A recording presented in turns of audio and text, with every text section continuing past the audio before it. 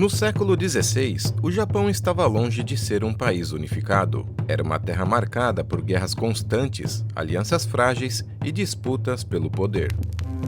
Esse período ficou conhecido como Sengoku Jidai, que significa período dos estados em guerra. Os grandes senhores feudais, chamados daimyos, controlavam diferentes regiões do país e lutavam entre si para expandir seus territórios. E cada batalha podia mudar completamente o destino de uma província. No centro desses conflitos estavam os samurais. Muito mais do que guerreiros, eles viviam segundo o rígido código de honra, conhecido como Bushido, baseado na lealdade, coragem, disciplina e disposição para sacrificar a própria vida por seu senhor. Enquanto isso, o imperador possuía grande importância simbólica, mas o verdadeiro poder estava nas mãos dos líderes militares. O Japão era governado pela força das espadas, das alianças e das estratégias de guerra. Religiosamente predominavam o shintoísmo e o budismo. Os templos eram centros de influência política e cultural, e diversas escolas budistas possuíam enorme poder sobre a sociedade. Para qualquer estrangeiro, o Japão parecia um mundo praticamente inacessível, uma civilização sofisticada, orgulhosa de suas tradições e extremamente resistente a influências externas. Mas tudo começaria a mudar em 1543, com a chegada dos primeiros europeus. Nesse ano, um navio português desviado por uma tempestade chegou à pequena ilha de Tanegashima, no sul do Japão. Esse encontro aparentemente acidental marcou o primeiro contato oficial entre os japoneses e os europeus. E com essa chegada, os portugueses não trouxeram apenas tecidos, especiarias e mercadorias exóticas. Trouxeram também uma novidade que despertou o enorme interesse entre os senhores feudais: as armas de fogo. Os arcabuzes europeus revolucionaram a forma de fazer guerra no Japão, e rapidamente, artesãos japoneses aprenderam a reproduzi-los, e diversos daimyos passaram a disputar o comércio com os portugueses para fortalecer os seus exércitos. Porém, os navios portugueses carregavam algo ainda mais transformador. Junto com os comerciantes, vinham missionários da Companhia de Jesus. Em 1549, Xavier desembarcou no Japão, disposto a anunciar o Evangelho, e logo ele percebeu que estava diante de um povo culto, disciplinado e profundamente religioso.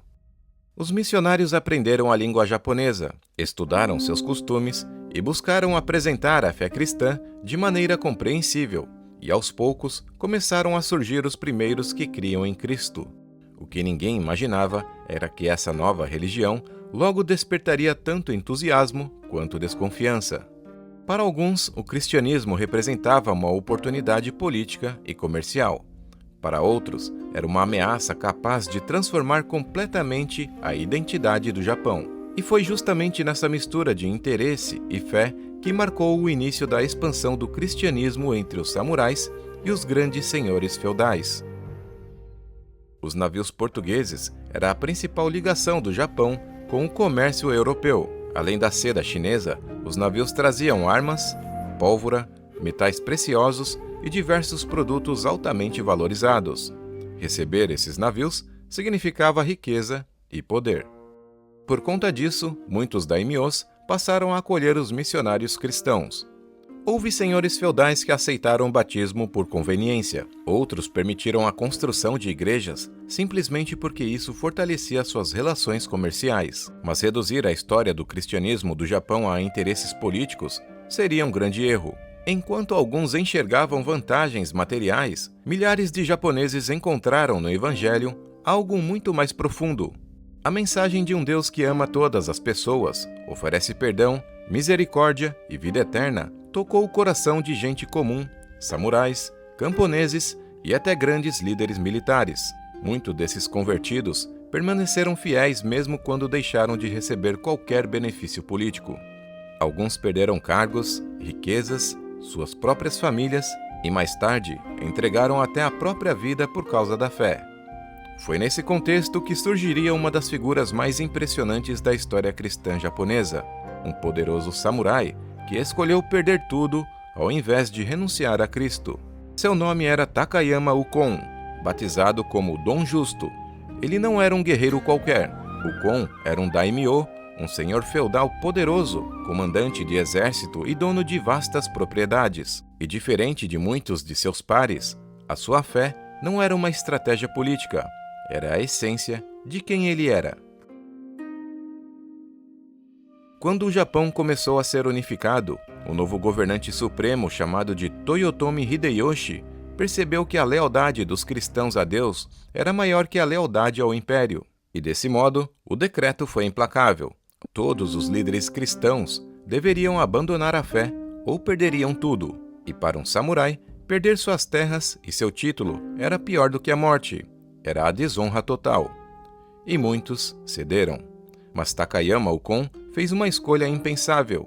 Ele olhou para o homem mais poderoso do Japão e disse não. Ele abriu mão de seu castelo, de seu exército e sua riqueza e de seu status. A resposta de Ukon, registrada pelos missionários, foi de uma firmeza absoluta. Ele disse: em todos os assuntos seculares e terrenos, não desejo nada além de obedecer com lealdade às ordens do meu Senhor. Mas no que diz respeito à salvação da minha alma, não posso ceder.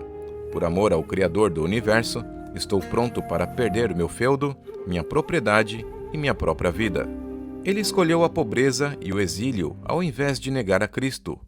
Ukon acabou banido do Japão para morrer nas Filipinas, deixando um legado de integridade que impressiona o mundo até hoje. A atitude de homens como Ukon assustou profundamente o governo japonês. Mais tarde, quando a dinastia Tokugawa tomou o poder, o cristianismo foi considerado uma ameaça existencial ao Estado. Em 1614, o cristianismo foi banido sob pena de tortura e morte, e começou assim uma das perseguições mais brutais e sofisticadas da história da Igreja. Cristãos eram forçados a pisar na imagem de Jesus para provar que haviam renunciado à fé, e quem recusasse era crucificado, queimado vivo ou jogado em poços de água fervente. Mas o desespero chegou ao limite em 1637, com a revolta de Shimabara. Liderados por um jovem samurai cristão de apenas 16 anos, chamado de Amakusa Shiro, milhares de camponeses oprimidos e samurais sem mestre se levantaram contra o império. Eles marcharam com estandartes erguendo a cruz e cálices sagrados. Foi uma resistência heróica, porém muito trágica. Encurralados no castelo de Hara, eles resistiram por meses até que a fome e um exército de mais de 100 mil homens do Shogun os aniquilaram. Mais de 37 mil cristãos foram decapitados e o silêncio da morte cobriu o Japão. Após a revolta de Shimabara, o Japão trancou suas portas para o resto do mundo por 250 anos. Aos olhos humanos, o cristianismo japonês havia sido extinto. Mas, na verdade, a fé não morre pela espada. Nas sombras, em vilarejos isolados, surgiram os Kakuri Kirishitan, os cristãos ocultos. Famílias que, sem líderes e sem bíblias, e sob a constante ameaça de morte, passaram os ensinamentos de Cristo de geração em geração, em segredo, por mais de 2 séculos. A história de Takayama Ukon e dos samurais cristãos nos deixa um questionamento profundo. Vivemos hoje em tempos de liberdade, onde ser cristão raramente nos custará algo. Mas e se custasse tudo? E se fôssemos colocados diante da mesma escolha que Ukon? A de abrir mão de todo o nosso conforto, status e posses, ou negar a Cristo? O que escolheríamos? O verdadeiro caminho do guerreiro cristão não é medido na ausência de batalhas, mas na firmeza da nossa fé, quando somos chamados para sacrificar tudo por aquele que sacrificou tudo por nós.